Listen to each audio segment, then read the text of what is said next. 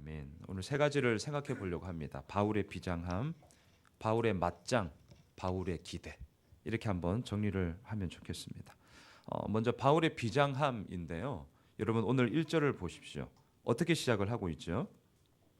끝으로 나의 형제들아, 이렇게 시작을 하고 있습니다. 끝으로. 물론 빌립보서에서 보면 끝으로라는 단어가 2번 반복되는데 4장 8절에도 다시 한번 나옵니다. 끝으로. 자, 여러분 우리가 삶을 살아가면서 진짜 끝으로, 이제 마지막이다, 지금 이 얘기잖아요. 이때 그 마음이 어떨까요? 저는 오늘 앞서도 말씀드린 것처럼 바울의 비장함이라는 표현으로 좀 쓰고 있는데, 진짜 마지막으로, 내가 마지막으로 너희들에게 얘기한다라고 할 때에 허튼 말을 할 수 있겠습니까? 그냥 쉬운 말로 농담조를 얘기할 수 있겠습니까? 그냥 던지고 보는 얘기를 할 수 있겠습니까? 전혀 그렇게 할 수가 없는 것이죠. 사도 바울은 지금 오늘 본문의 시작을 끝으로 마음의 비장함을 가지고 다시 한번 빌립보 교회 성도들에게 얘기를 하고 있습니다. 그 끝으로 얘기하는 말의 핵심이 뭐죠? 1절에 뭐라고 얘기합니까? 주 안에서 기뻐하라. 주 안에서 기뻐하라. 그래서 빌립보서의 또 다른 명칭이 뭐죠? 기쁨의 서신이에요. 주 안에서 기뻐하라. 여러분 빌립보서를 묵상하면서 정말 이 기쁨이라는 단어가 주는 그 의미, 깊이, 넓이, 높이, 정말 깊고 넓어지고 높아지는 그 의미가 무엇인지를 우리는 정말 찬찬히 봐야 할 것입니다.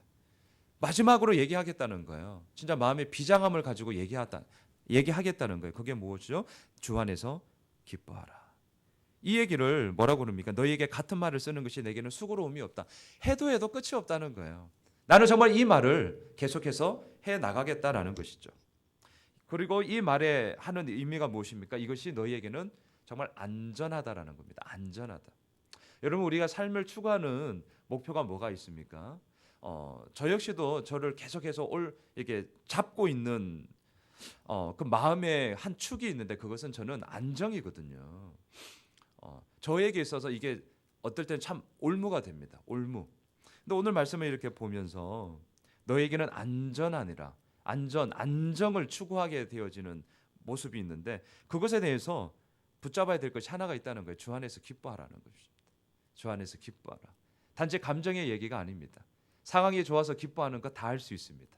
내가 갖고 싶은 것 갖고 됨으로 말미암아 기뻐하는 것 다 할 수 있습니다. 무엇을 얘기하는 것일까요? 물론 그럴 수 있습니다.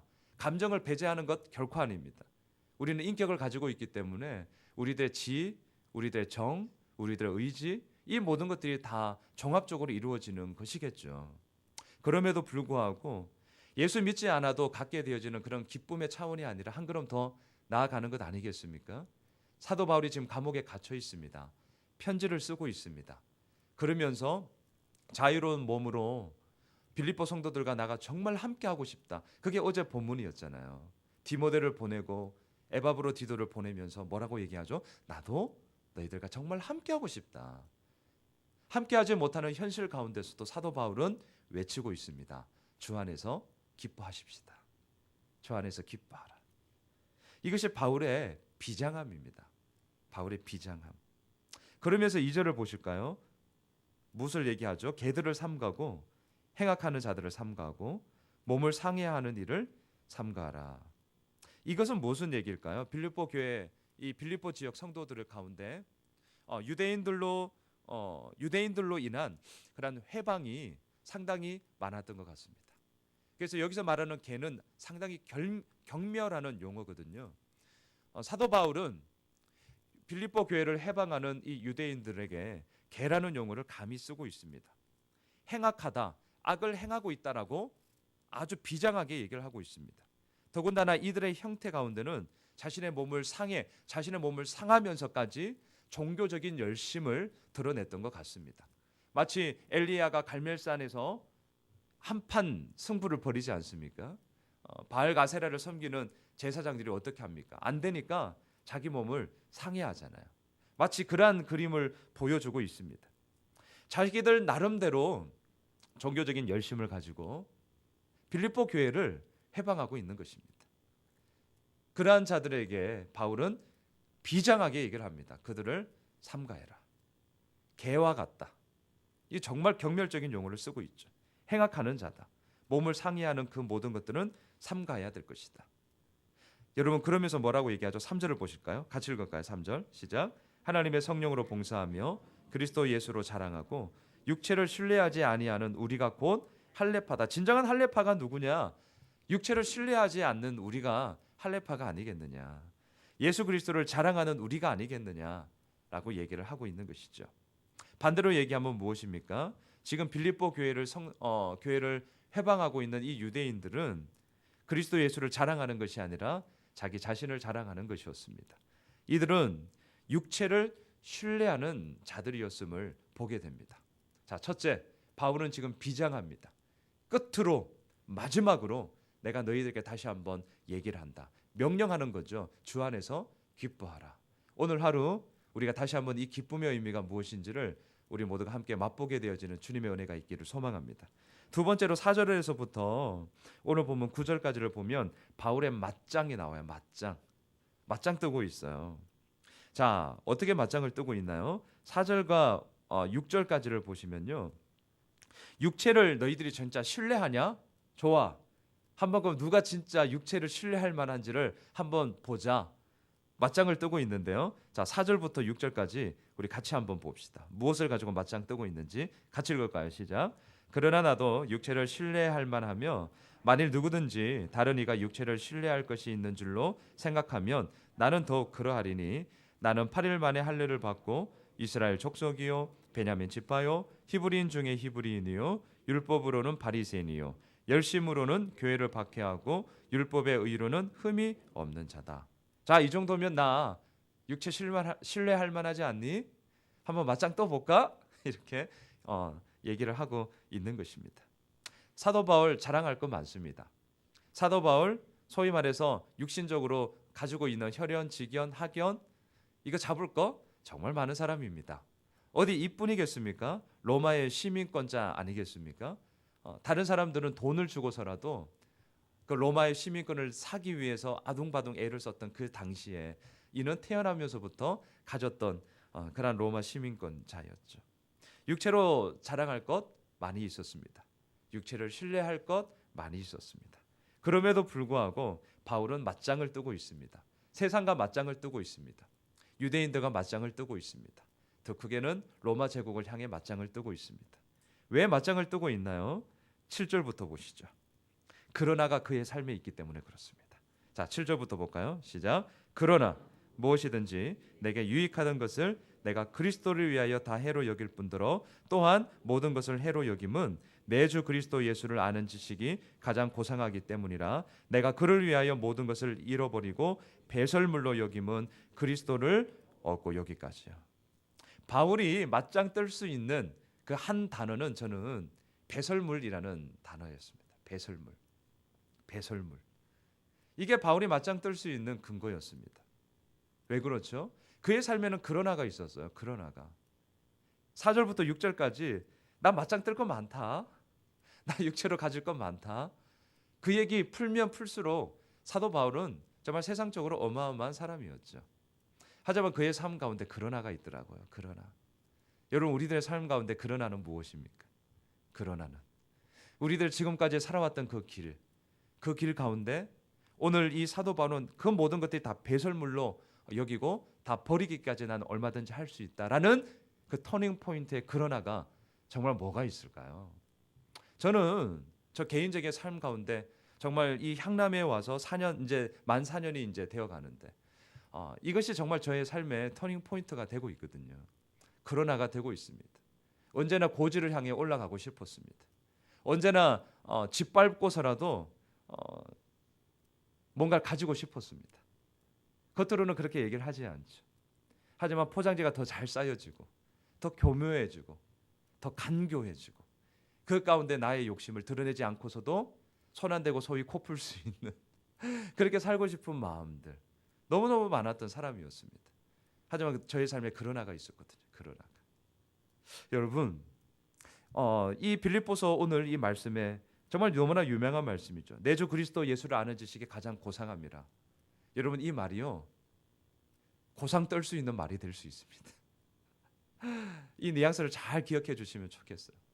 정말 우리들 삶 가운데 나의 고상함을 떨기 위해서 인용할 수 있는 간교한 말이 될 수 있습니다. 내 주를 아는 지식이 가장 고상함이라. 그 고상함이 어디에서 나오는데요? 그러나에서 나온다니까요. 그러나에서. 근데 우리는 그러나가 안 돼요. 지금도 뭘 잡고 있죠? 나 할례파다. 나 8일 만에 할례 받았다. 뭘 잡고 있어요? 4절부터 6절을 잡고 있어요. 그러니 그 삶 속에서 그러나가 나옵니까? 아니요. 그러므로가 나오죠. 그 그러므로의 삶은 누구나 다 살아갈 수 있다니까요. 그래서 빌립보에서 얘기하고 있는 것이 뭐예요? 나는 죽고 예수 그리스도가 사는 삶이잖아요.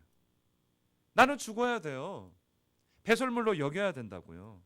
아니 여기 배설물로 여긴다는 말보다 오늘 사도 바울은 그렇게 얘기하지만 우리는 여긴다는 표현보다 배설물이다라고 마침표를 찍으셔야 돼요. 그래도 될까 말까거든요.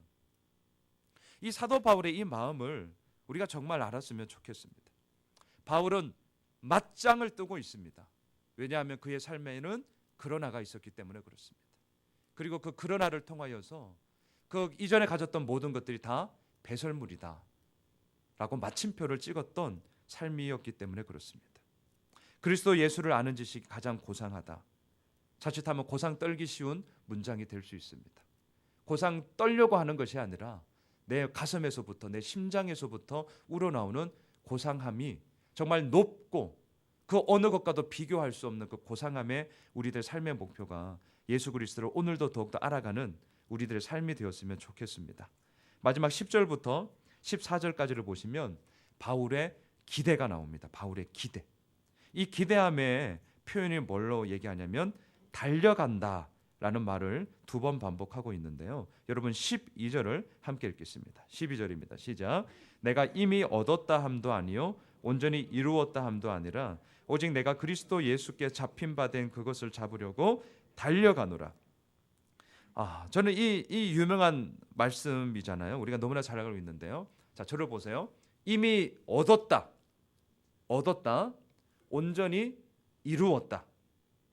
이미 얻었다 함도 아니에요. 헬라어 문장을 보니까 우 해서 아니다라는 말로 어순이 시작이 되더라고요. 아니다는 거예요. 뭐가요? 이미 얻은 것도 아니라는 거예요. 온전히 이루었다는 것도 아니라는 거예요. 요 사이에 뭐가 있어요? 뒤에 문장이 나와요. 그리스도 예수께 잡힌 바 된 그것을 내가 잡으려고 달려간다. 자, 잘 보세요. 이게 우리들의 삶이에요. 저는 이 한 문장에서 정말 많은 생각을 하게 되었어요. 여러분 때로는 이미 이루었다. 우리들이 그렇게 살고 싶지 않으세요? 저 그렇게 살고 싶어요. 그리고 보세요. 이미 이런 거 계세요. 이런 거 있잖아요. 이미 이루었다. 온전히 이루어졌다. 이미 얻었다. 온전히 이루어졌다.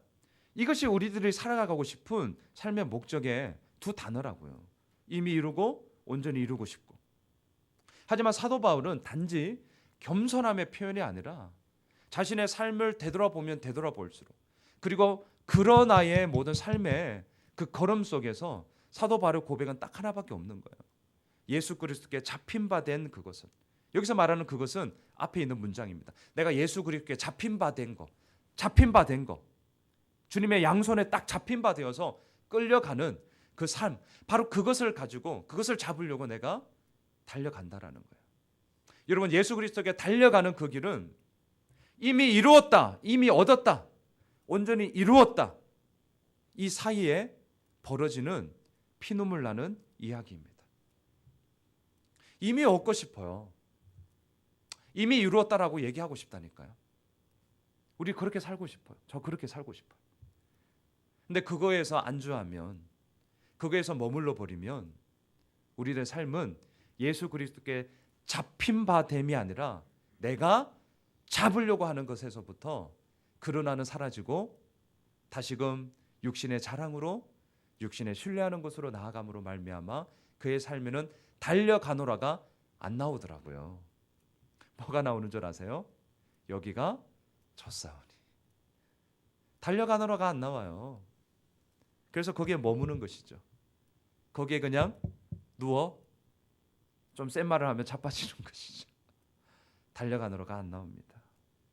여러분 정말 무섭습니다. 정말 무서운 얘기입니다. 이미 모든 것을 다 얻고 싶은 그러한 나의 욕심이 오늘도 끝이 없습니다. 온전히 이루었다라고 감히 모든 사람들 앞에 당당하게 선포하며 그렇게 나아가고 싶은 욕심들이 너무너무 많이 있습니다.